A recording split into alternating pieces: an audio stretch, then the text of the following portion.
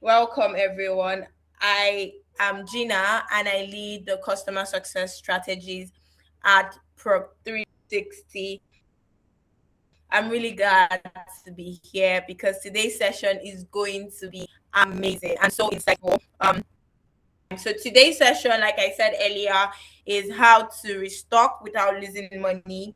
This session will show you how to restock with ease, how to restock with control, clarity, and confidence using the same system smart importers rely on. All right. Today we are going to be welcoming Ellen on. She's our speaker for today. She's a supply chain and logistics expert with 5 years managing, 5 years experience, 5 years plus rather, managing nationwide operations, last mile delivery, and vendor coordination. Let's just call her a big sis, right? In this game, in this business that we are in. So she's a big sis to us, and she will be giving us tips and tricks on how to restock properly and not lose our profit. So, welcome, Ellen. So good to have you here. The floor is yours. All right, good evening, everyone. My name is Helen Horn, and I'll just be taking you briefly on a session that would help you stop losing money and improve your margins. I hope that at the end of this section, you are able to understand the key things you should do to ensure your margins improve and the things that you should take note of to ensure that, oh, you don't lose money. And I also want to state that what I'll be speaking about are common things that we know, but we don't know that they affect the profits that we are automatically supposed to make whenever we are doing our businesses. So there are things that you know, but you've probably not taken notice of it, that, oh, this thing has an effect on my business or is eating up my margin. Things that we sometimes casualize, we don't really pay so much attention to. So I would just be calling your attention to these things so that you are living here today with so much confidence, and you're also living with knowledge on what to do. So let me go to the next slide. So what are our key restocking challenges? Most times people like to call other things as their key restocking challenges, but I want to mention but a few. One of our key restocking challenges as business owners, I don't want to even look at it as just small business owners, because we still have large business owners that still have these challenges. So whenever you don't have systems or structures in place, you would face restocking challenges. So one of it is buying without proper planning. When you don't plan properly, you would have restocking challenges. Secondly, overpaying suppliers. Sometimes people don't really pay attention to this. They feel, oh, this supplier is the one I've known for long. There's this common market language that they'll be like, oh, he's my customer. And then you just feel, oh, whatever this customer is telling you is actually true. So we'll also be looking at that. Slow moving stock. How people invest in what is not moving. We'll be looking at that. And also hidden logistics cost. In this session, I earlier on stated that you would identify where money is lost in your business across all the chains. You would also learn low risk sourcing strategies and also learn how to protect your capital and improve your margin. So where is money lost in business? I would like to identify these 4 key areas, and these are majorly the backbone of everything that happens in the whole process, from buying down to, your inventory, and then before these goods get to their final consumers, right? The first thing I want us to look at this evening is buying.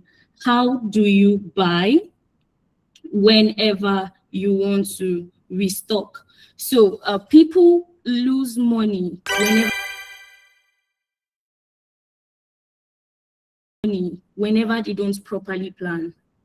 You want to buy and you've not identified the right things you should buy. You are only looking at, oh, I need to restock. You are not looking at your historical data on what you bought in the past few years or in the past few months that actually moved. You are not checking the trends. You are not checking the patterns of what is going on around your business. And then you just rush and say, oh, I need to buy. And then you just place the order and then you start buying. When you buy without having these things, in place, you would face a lot of challenges when you are restocking. You would face a lot of challenges when you are restocking. And one of the buying mistakes people make also is when they buy too much stock at once. You are a small business owner. I don't think you should be buying so much stock at once, especially when you've not identified your key customers. That's what we call building a customer base. You must get to the point where you build a customer base, and based on your sales data, you can easily say, oh, this works for this group of people, this works for this group of people. And I've noticed that I serve more of young people, and my business is actually even situated around a school area. And I believe so much that with what my data is saying, more of my goods will actually be sold to, students. So I know that when I'm restocking, I'm buying things that students will need more than things that other people will need.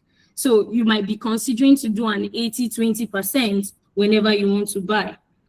Another buying mistake that people do is when they buy products with low demand.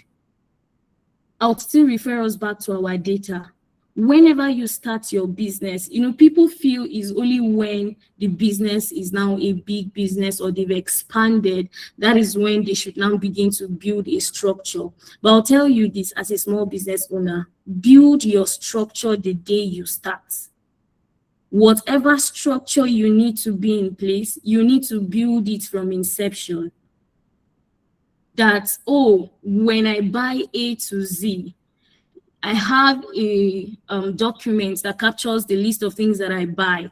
Whenever sales are made, I have a document I can refer to that sales were made at so time, right? So you need to build a structure to those things. And when you have a structure that guides your business, it's easier it gives you informed decisions on what you should buy and what you should not buy. It gives you informed decisions on what you should buy. And like I said, your data is very important. One of the things that small business owners do is they ignore sales data. You must pay close attention to your sales data because that's where your money is. And when you don't pay attention to all these things, the result is that you might end up having dead stock as part of your inventory. One. Secondly, when you buy things that buy things that have lesser demands, you end up tying down your cash. So you have goods in your inventory, you have stock probably in your small store, and they are not moving. You are not selling, right? So these are things that you must pay close attention to. Secondly, another place we lose money also is when it comes to the people or your vendors or the people you buy from. We can also lose money when it comes to vendor management. Single sourcing, I would like to reiterate, you are just starting. It is not advisable for you to source for your products or whatever you are selling from a single vendor. There's this thing we call in the corporate world benchmarking. This is a system where you create a system around all your suppliers in such a way that you are not getting, one quote from one supplier and working with that quote. You benchmark the prices in such a way that, oh, this person is selling at this price and this is this person's quality. This person is selling at this price and this is this person's quality. By the time you are able to do this, it can help you know who to buy from. So most times, small business owners just have, oh, because they don't have so much money, they feel, oh, they are limited in actually having different suppliers that will supply to them. That's the first thing.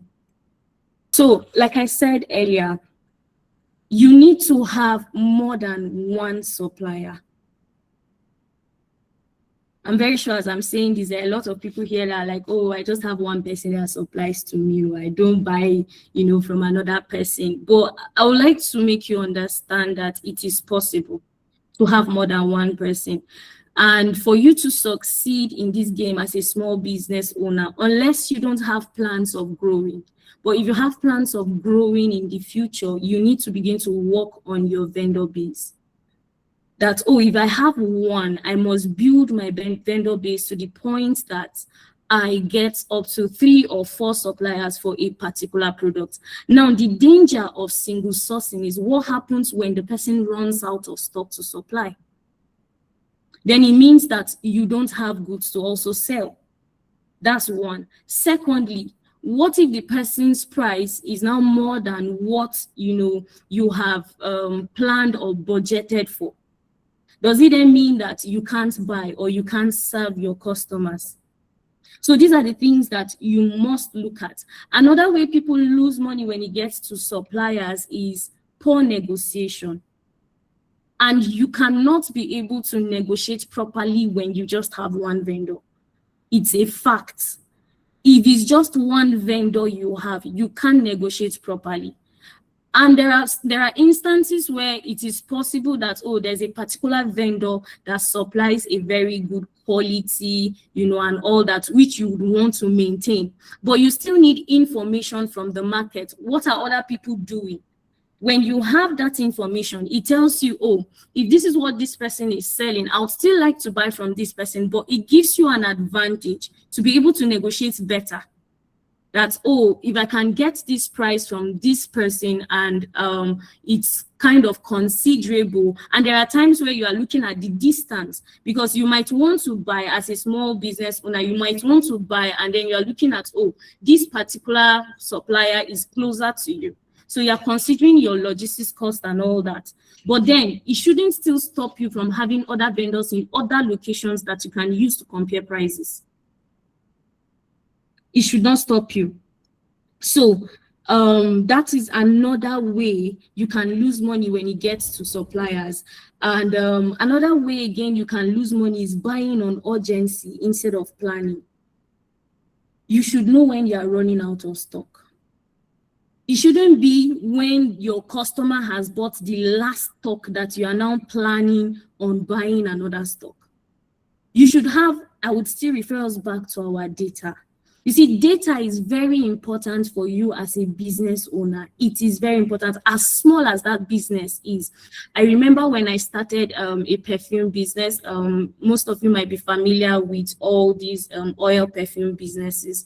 And for me at the time, it was just, buy, sell, and just make a little out of it and all that. So I wasn't really paying attention to a lot of things concerning the business. My own is, oh, if I can just make a little out of this, at least it caters for some of my expenses, so I don't mind.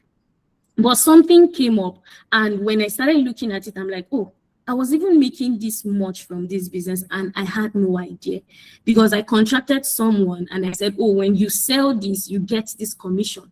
And the more the lady was selling, I was making so much money to the point that I could not even, tell that, I've been making so much and I did not know, because I didn't have an existing data.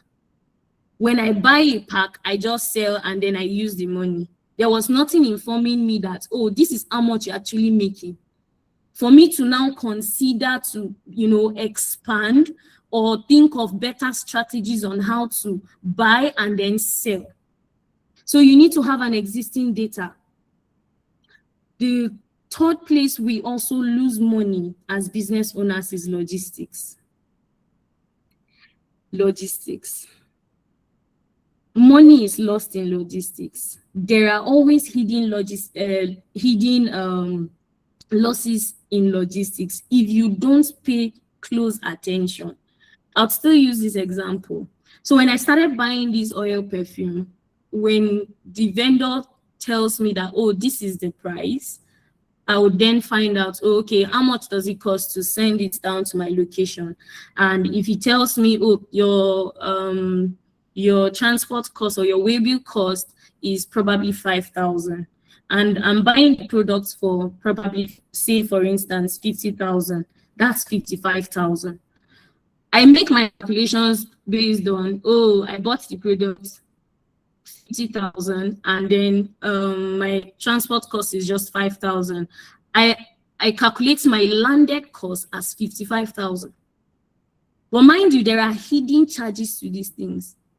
And I like the fact that because companies have a structure around these things, they factor all those things in their expenses. So as a small business owner, you are not factoring the calls that you are making into your cost. You're not also putting into consideration the money it will cost you, because that product will land at the park. So you would still need to go and pick it up yourself. So your landing cost cannot just be the money that you bought and then the money that you are paying for way bill. That's not your true landing cost. So you must be able to ascertain, what is my true landing cost?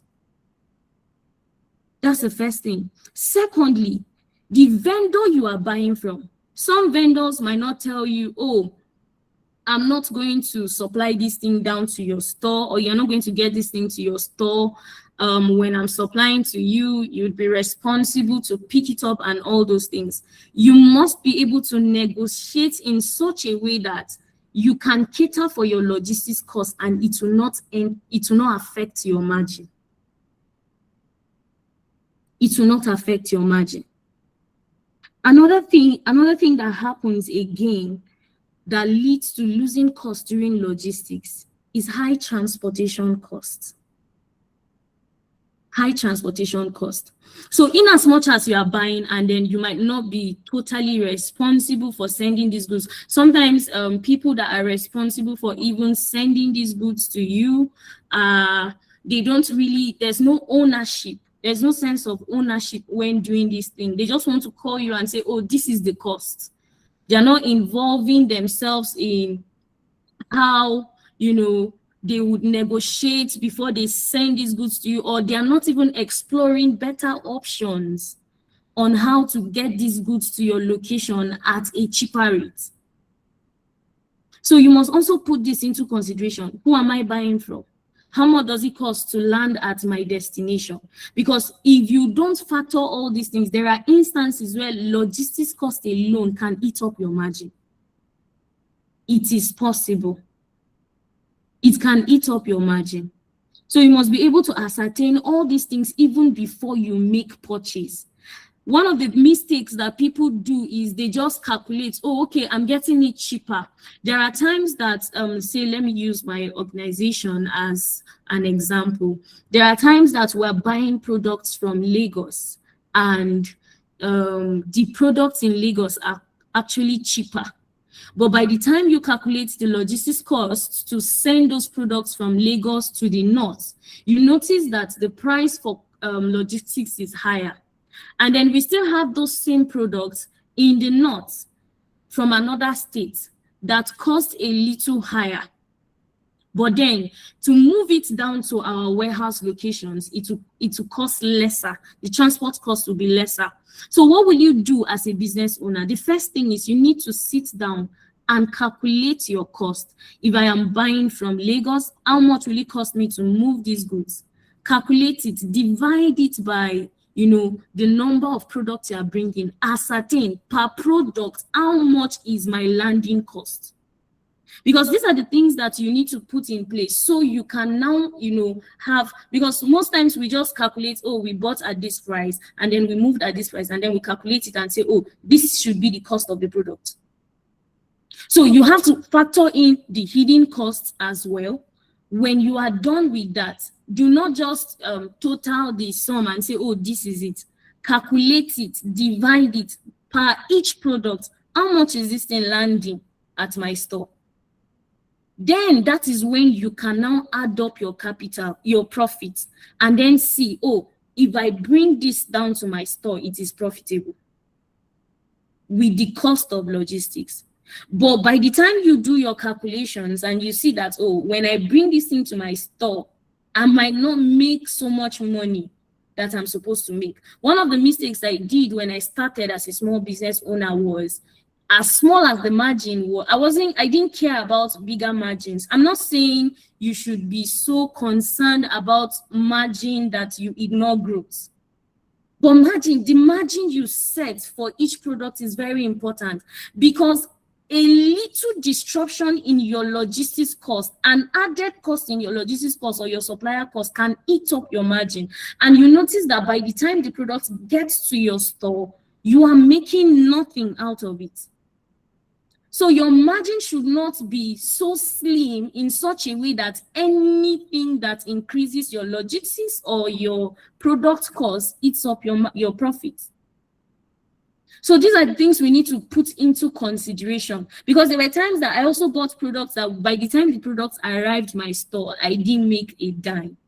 So it was like I was just selling because I needed to sell. And because I had established a customer base, I couldn't come back to tell them, oh, I need to increase this price. I just wanted to sell off. And then when I'm buying, I'm now informing them that, oh, the price has changed.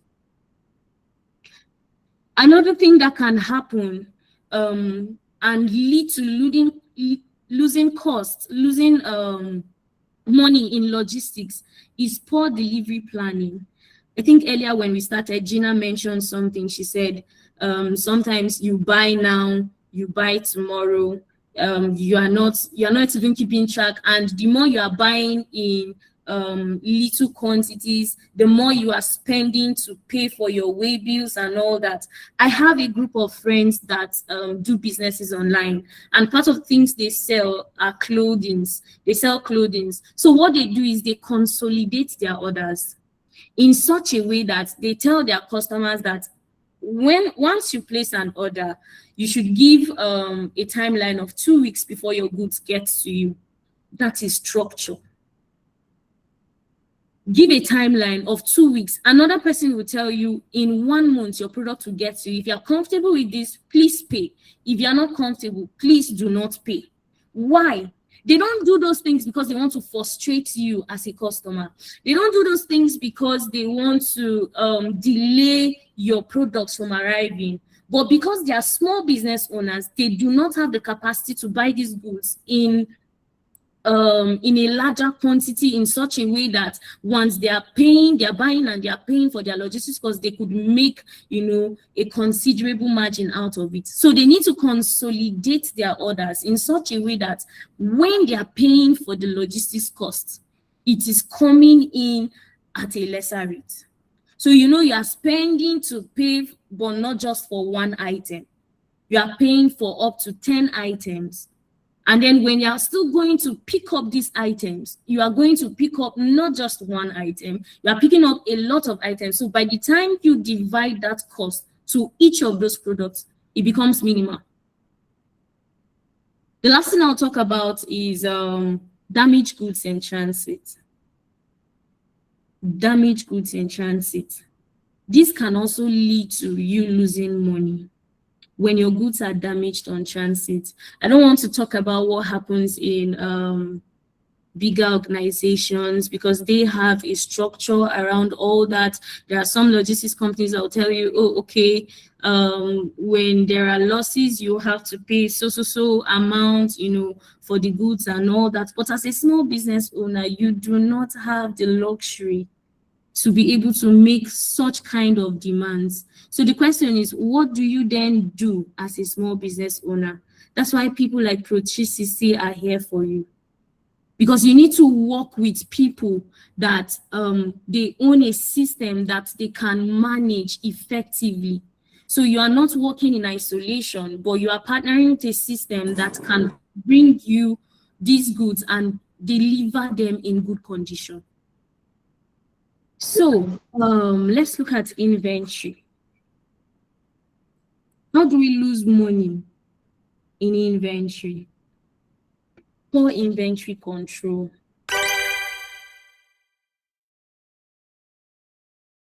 You have a number of goods that are in your store and they are not properly arranged.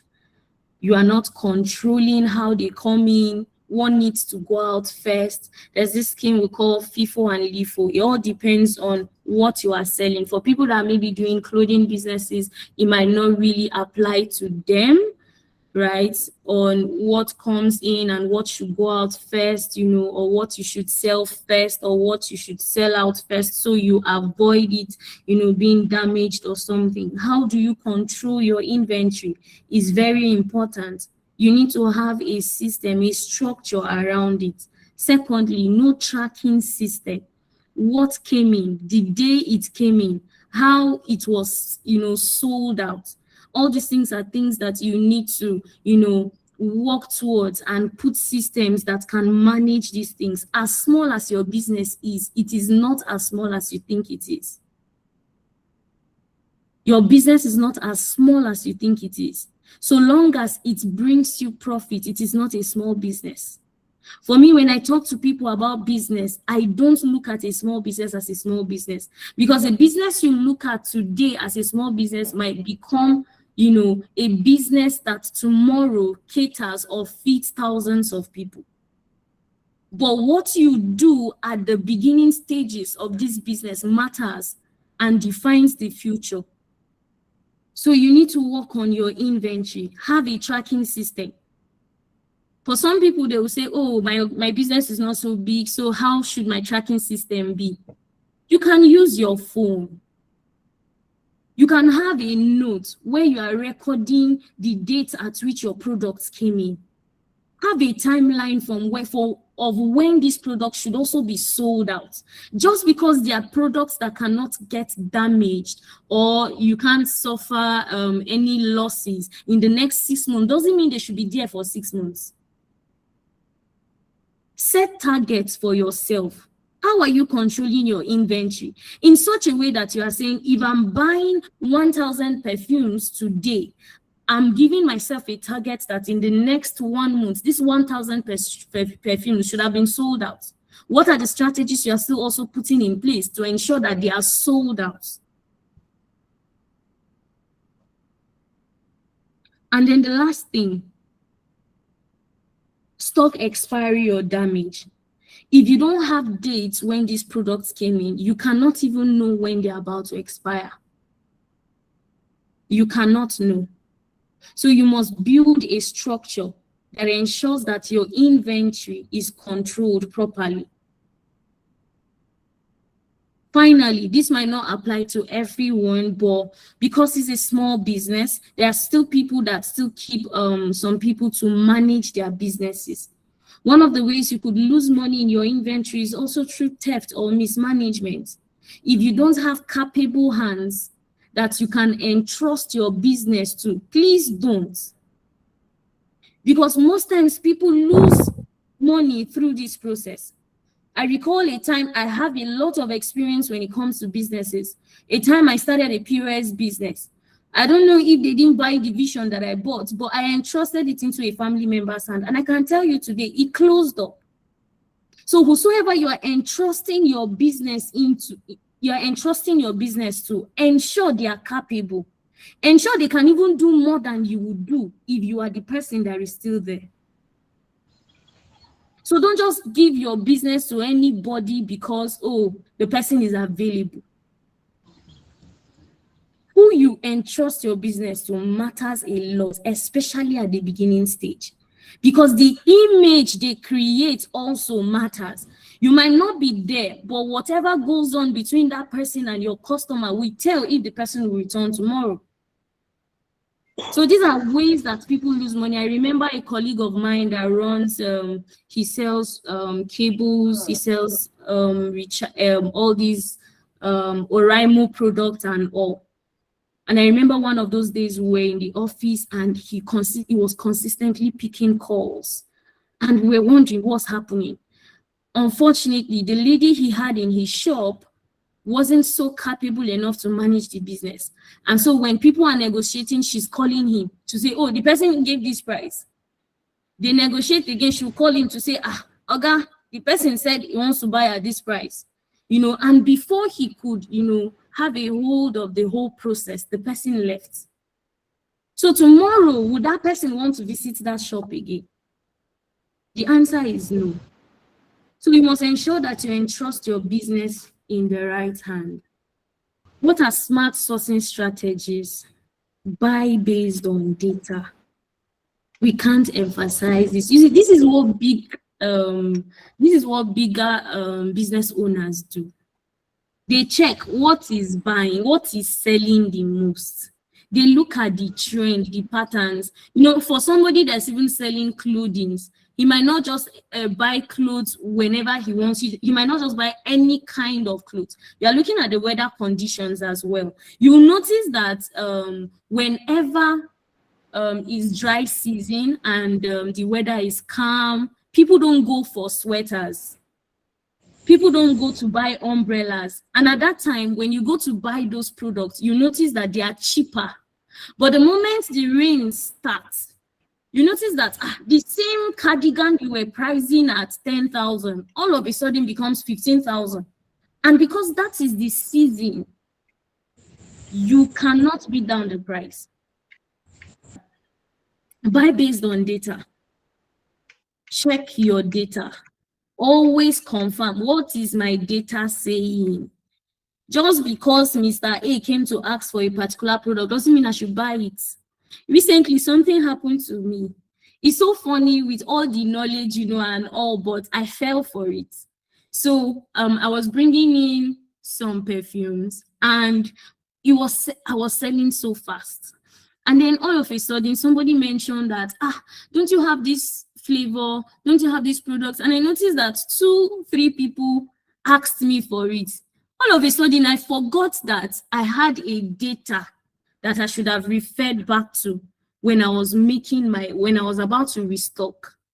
So instead of consulting my data or looking through what I've been selling the most, I decided to place an order based on what the people were asking me for.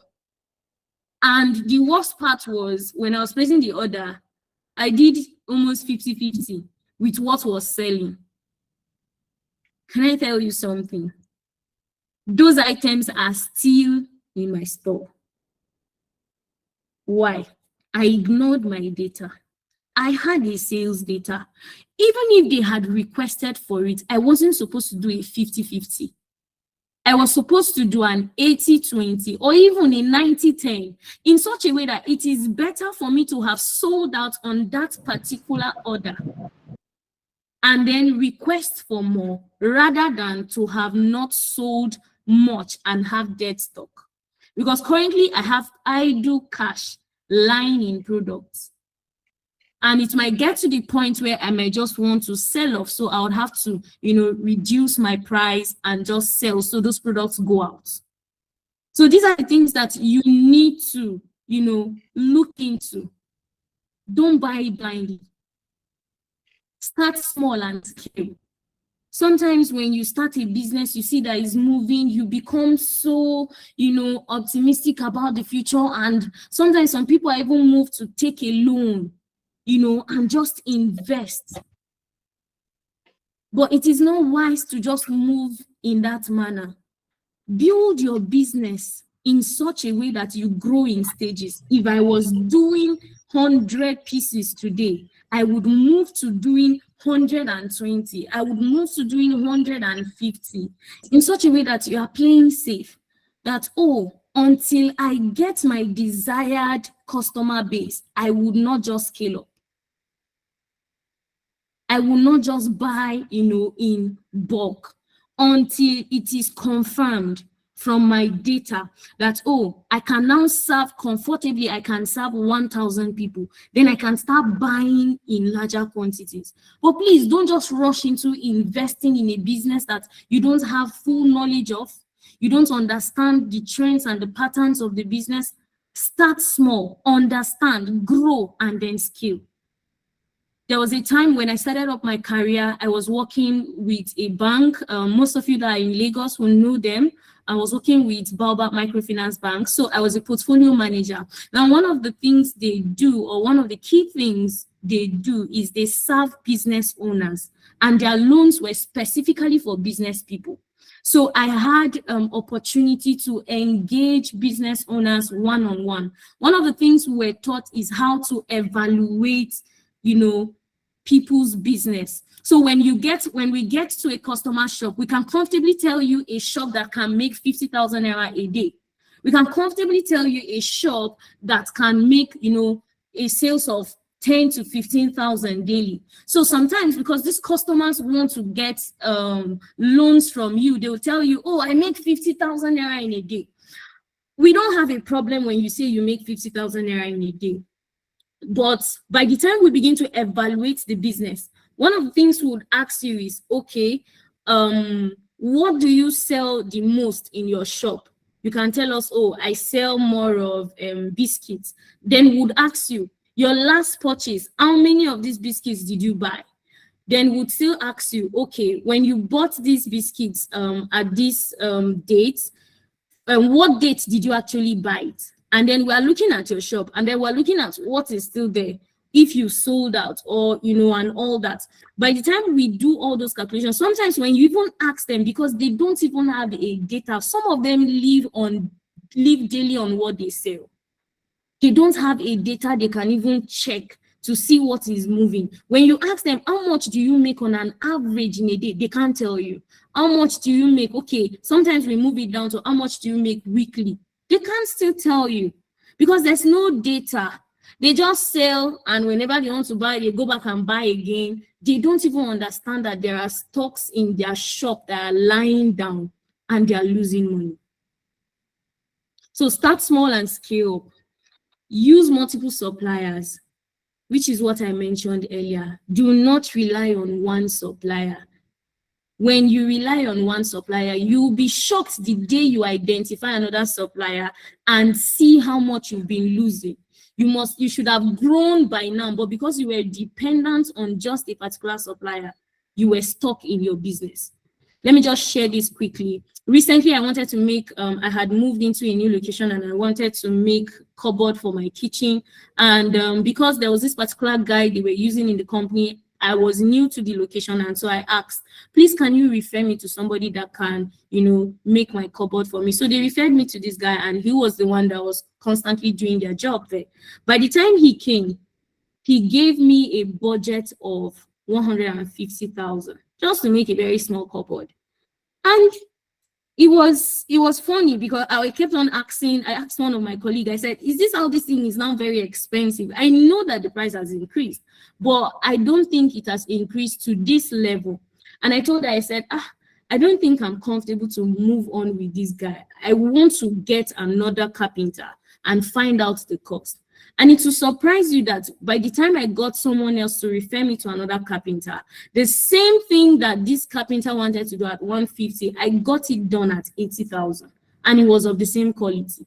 So these are the dangers that come with using just one supplier. Negotiate everything. See, this is one of the things I always say. Negotiate. You are just starting. You don't even have that, gap to say, let them just bring it, and all that. No. Even when you grow, negotiate. This is the power of business owners. If you cannot negotiate, you would lose money consistently. If you don't know how to negotiate, take classes, learn, join people, join business seminars, hear how people talk, listen to how people negotiate, learn strategies on how to negotiate. Some people are born with it. There are some people, when growing up, we usually say, oh, our parents, when you hear people, say, I don't like going to the market with my mom. By the time she starts pricing, somebody will say something is 1,000, and then you hear her say 200 naira. You are like, how now? And guess what? Those times we go with them, we discover that at the end of the day, they end up buying that product at 250. Something that was mentioned at 1,000, they end up buying at 250. Negotiate everything in every possible way. and then build supplier relationship. I always want to dwell on this as well, because most times we just treat business as business. Move beyond business. Be interested in your suppliers in such a way that tomorrow they can consider you, because you're a small business owner. They have people that buy in larger quantities from them. But how you communicate with your supplier is one thing. Let me just quickly state this before it skips my mind. Is one thing to, get a supplier, and is another thing to maintain the relationship with that supplier. So you can have suppliers, and at the end of the day, you are unable to buy from some because you don't know how to maintain that relationship. So you must learn to build a relationship with your suppliers in such a way that even when bigger, business owners are coming to them and requesting for products, and you need that product, they can consider you. So build relationships with your suppliers. One of the ways you can do that is sometimes you call them. You don't just call them only when you want to buy a product. You can call them and say, oh, I just wanted to hear from you. How are you doing? How is business? I just called to greet you. And they'll be like, you just called me to greet you. And you're like, no, I just called you to greet you, sir. I hope business is going well. And then you can still give them feedback about their product. This product you sold to me is actually moving well, and all. So build a relationship with your suppliers. And you must also learn how to use structured sourcing systems. Using structured sourcing systems. One of it is you work with verified suppliers. There are people that can pose as suppliers, but they are not. So you might end up losing money, paying money to people that cannot be trusted, paying money to people that would send products of lesser quality. For ladies that are in this meeting, you might know one, or you might also be a victim of buying human hairs online that are of lesser quality because they are not verified suppliers. So what they show you, you see people say it's a case of what I ordered versus what I got. Learn how to work with verified suppliers. Verify. And one of the ways you can do that is by working with structured systems. Use platforms that also improve your visibility. Platforms that you know that, they can tell you when your product is going to come in, how soon you would get it, how soon it would also arrive your location. Consolidate shipments to reduce cost. Do not buy in little quantities. If it's possible to delay your orders, get more and buy, please do. Adopt tools that also help you control your spending. This is a non-negotiable. Have stock tracking sheets. If you can build a stock tracking sheet that helps you. You can also build a restocking budget tracker. These things are easily done. You can explore the opportunities of using ChatGPT. How do I do this? To help me track, my stock, to tell me when I should buy and when not to buy. Have a supplier comparison sheet. This can only be possible when you have a multiple vendors. And then lastly, protecting your capital. Do not lock all your cash in a stock. Diversify. Do not just base your business on just selling a particular product. If it's possible, diversify. Invest in other products as well. Understand your true cost. Set minimum profit margin. I mentioned this earlier. Let your margin not be so slim in such a way that when there is a little increase in logistics cost or product cost, it erodes your margin. Also, avoid overbuying. I said start small and then scale up. Plan your restocking cycles. The tools you use can actually help you do this. So I just have a little restocking checklist here. Can check what sold fast in the last few weeks or in the last month. What is my current stock? What do I need to buy new? What are the things that your customers are asking for that you still need to buy? What is the best price to buy at? What is my total landing cost? Ascertain your true cost And then will this improve my margin? This is also something you should consider. Key takeaways: profit starts from buying. It doesn't start when the goods arrive at your warehouse. It starts from how you buy. Avoid emotional restocking. Oh, let me just buy this. Let me just buy that. No, buy based on data. Always calculate your true cost, protect your capital, and grow smartly.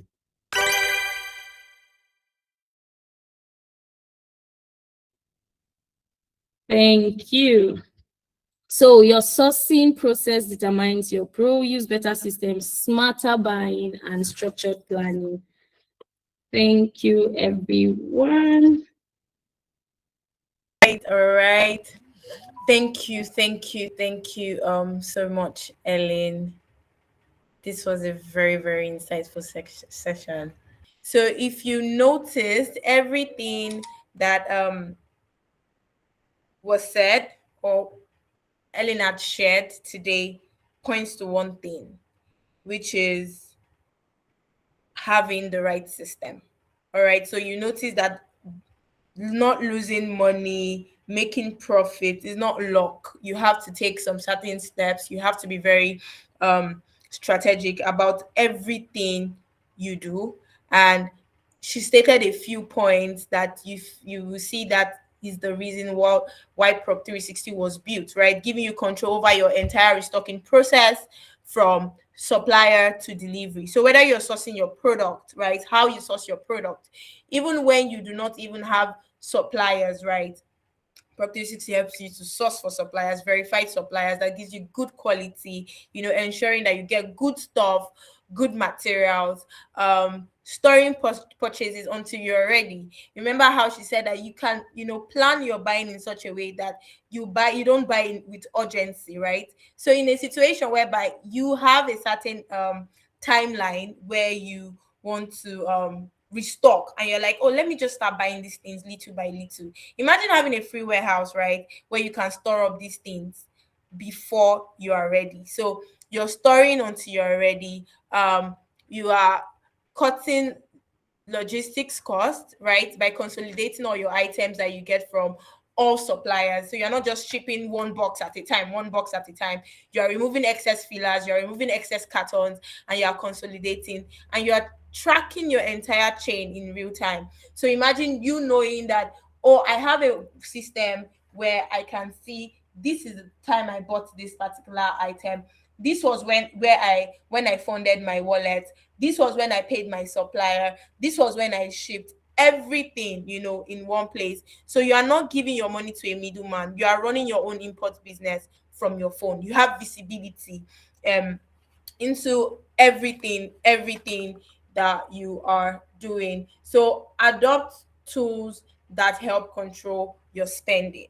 So in situations where you are not even ready to buy, but you can fund your wallet in Naira before um before renminbi increases again, or the exchange rate, dollar rate increases again, and you are, saving your money in in renminbi or in dollars, basically, because that's what you can just, convert to dollars. But you're funding in Naira, and exchange rate has nothing on you, right? Because it's saving you against currency devaluation. You are protecting your profits.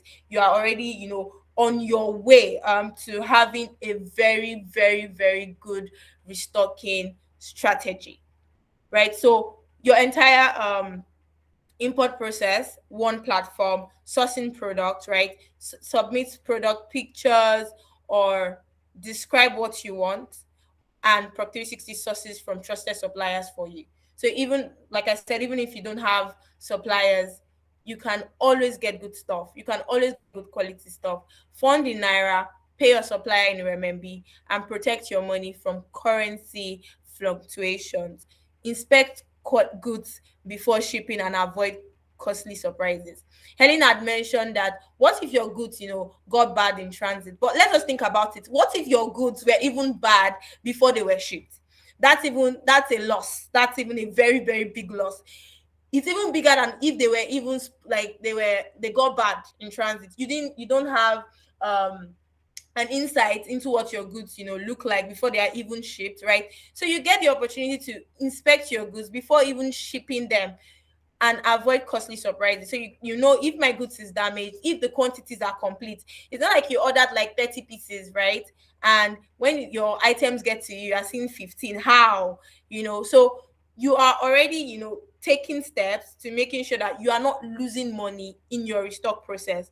So there is free storage where you store your goods for 30 days, no rushed or scattered shipment. So you are not buying with urgency, you are buying strategically, you're planning your buying, right? You are saving up your money in Naira against currency devaluations. You are making sure that you check for quality, you are keeping your items until you are ready to ship them, you are consolidating them, to reduce shipping costs, removing excess fillers, excess cartons, and putting them into one shipment.